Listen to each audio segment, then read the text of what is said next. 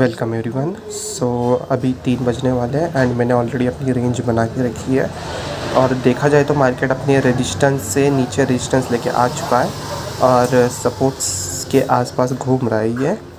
Then हम 7400 का call sell कर सकते हैं एंड 69400 का पुट सेल कर सकते हैं। सो जाके हम कर लेते हैं। एंड वैसे मैं और एक चीज़ बता दूँ, यहाँ पे मैंने कैपिटल डिपॉजिट किया था अराउंड $16 समथिंग।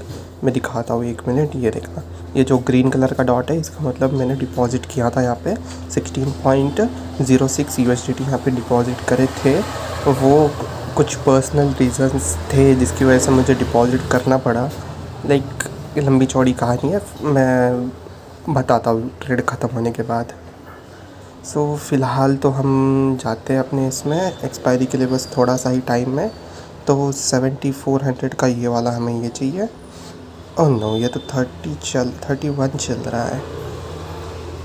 31 यार, नहीं 31 नहीं चलेगा। 31 बहुत ही कम हो जाएगा ब्रो। सो ये वाला कितना चल रहा है? ये यहाँ ये तो ठीक है, ये 70 के अराउंड चल रहा है। लेकिन कॉल पे दिक्कत हो गई ना, यहाँ पे 31 का प्रीमियम आ गया। तो मैं थोड़ा सा क्लोज़ आके सेल कर देता हूँ, 7200 का मैं सेल कर देता हूँ। यस, थोड़ा सा रिस्क रहेगा इसके अंदर। सो मैं इसमें 20 क्वांटिटी उठाने वाला हूँ क्योंकि इस पर मेरे पास कैपिटल थोड़ा ज़्यादा है। सो ऑफ कोर्स मैं ज़्यादा इससे ट्रेड कर सकता हूँ। सो मैं जल्दी से इस वाले कॉल को मैं पहले वॉच लिस्ट पे डालता हूँ और इसमें हमें प्रीमियम $1.4 का प्रीमियम रिसीव होगा। तो 100x लेवरेज पे हम सेल कर रहे हैं, तो इसे जल्दी से मैं सेल कर देता हूँ, फिर जाके मैं पुट भी सेल कर दूँगा।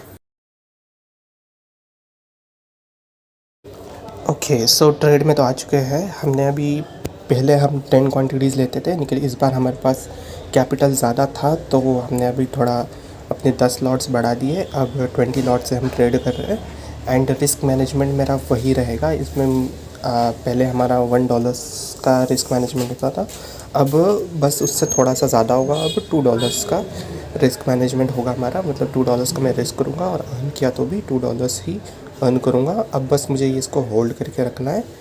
अब देखते हैं क्या होता है एंड में। Welcome back everyone. सो हमारी पोजीशन एग्ज़िट हो गई। मैंने तो एग्ज़िट नहीं किया था, वो बेसिकली ये जो अकाउंट का रियल ओनर है उसने एग्ज़िट कर दिया था।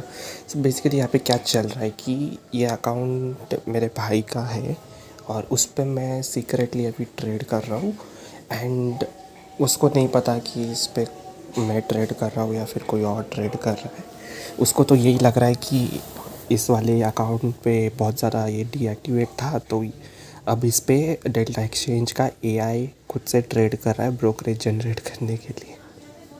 निखिल, अब उसको कौन समझाए मैं ही ट्रेड कर रहा हूँ। निखिल, मैं उसको ओपनली जाके बता भी नहीं सकता कि मैं ट्रेड कर रहा हूँ। अगर मैं बताऊँगा तो फिर वो, मैं यहाँ पे जैसे फ्रीली ट्रेड करता हूँ वैसे वो मुझे करने नहीं देगा। वो बोलेगा कि लॉस कर देगा, ये कर देगा। बेसिकली वो अंडर एस्टिमेट करेगा मुझे एंड मैं जैसे ट्रेड करना चाहता हूँ वैसे करने नहीं देगा।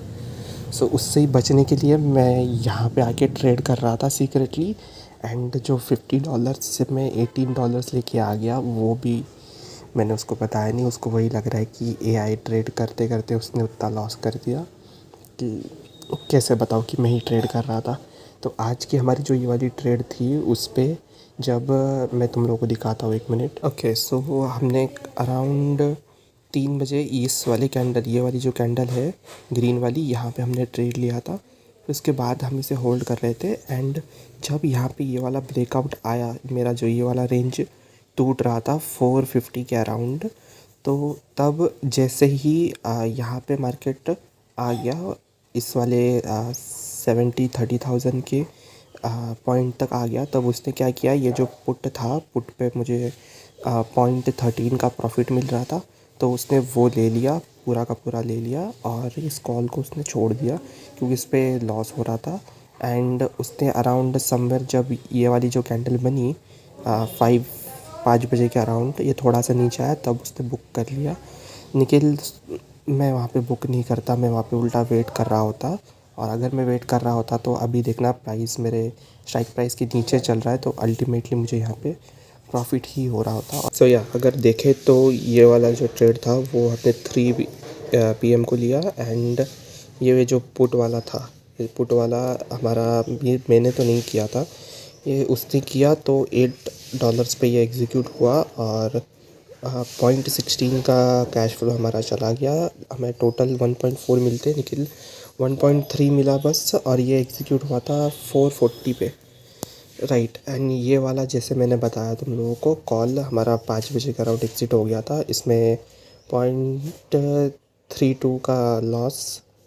सो या हम यही डिफरेंस है दोनों की ट्रेडिंग में। मैं तो अभी तक होल्ड कर रहा होता एंड अब जाके मैं बुक करता, एंड उसी वाले स्ट्राइक प्राइस का अगर हम प्रीमियम देखें इस बार तो ये देखना 17 का प्रीमियम आ गया। उसने अराउंड 90 के अराउंड सेल किया था, और अगर हम बस थोड़ा सा वेट कर लेते, 20 मिनट वेट कर लेते, तो अभी मुझे लिटरली पूरा प्रीमियम मिल जाता।